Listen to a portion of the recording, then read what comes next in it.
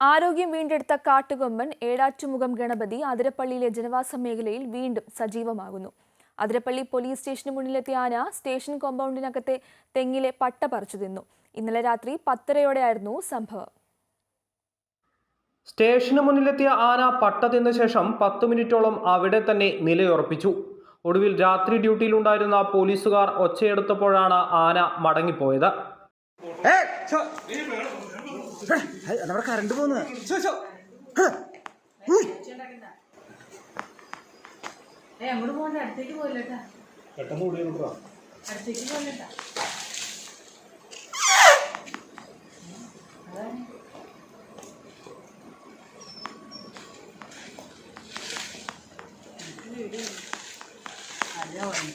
നമ്മുടെ പട്ട വലിച്ച് തിന്നുന്ന സീനാണ്. കഴിഞ്ഞ ദിവസം മറ്റൊരു ആനക്കൂട്ടം അതിരപ്പള്ളിയിൽ ആക്രമണം നടത്തിയിരുന്നു. പ്രകൃതി ഗ്രാമത്തിലാണ് കാട്ടാനകൾ ആക്രമണം നടത്തിയത്. ചെടിച്ചട്ടികളും ഗ്രില്ലുകളും ഉൾപ്പെടെ കാട്ടാനക്കൂട്ടം തകർത്തിരുന്നു. അമൃത ന്യൂസ്, തൃശൂർ.